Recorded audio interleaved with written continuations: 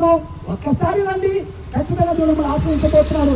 యేసు క్రీస్తుని సొంత రక్షకుడు అంగీకరించి పాపం నుంచి విడుదల పొంది స్వర్గం అని పిలువబడుతున్న పరలోక రాజ్యానికి మీరందరూ వారసులుగా మార్చబడాలని మనసారా కోరుకుంటూ మీ కొరకు ఒక అద్భుతమైన ప్రార్థన చంద్రపాల్ గారు వచ్చిన ప్రార్థన చేస్తారు. ప్రార్థన ప్రార్థన ప్రార్థన.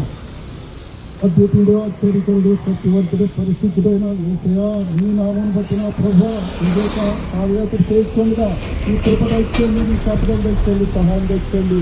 ఇలా కూడి వచ్చిన ప్రతి సహోదరిని పిల్లలు, పెద్దలు, వృద్ధులు, బాలుల్ని అందరినీ నా ప్రభ నీ చేతిగా పెట్టుగా నాయనా, నీవు నా ప్రభా నాయనా వెత్తి పట్టుకున్న నా ప్రభా జీవించి ఆశీర్వదించిన తండ్రి నాయనా, నీకు వందనాలు. ఇదిగో నీ దాసులు నా ప్రభ ఏర్పాటు చేస్తున్న ఈ కార్యక్రమం నా ప్రభు సాధన నా ప్రభ నేను జయప్రదం చెప్పని అడుగుతున్నాను తండ్రి. కొన్ని ఆత్మలైన నా ప్రభు నీ నామాన బట్టి నా ప్రభ నాయనా భద్రపరచబడాలని ఈ సువార్తమానం చేయించుండగా నాయనా నీ కృప దయచేసి దీవించి ఆశీర్వదిస్తాను. నజరేయుడైన నామను అడిగి వేడుకుంటున్నాం తండ్రి.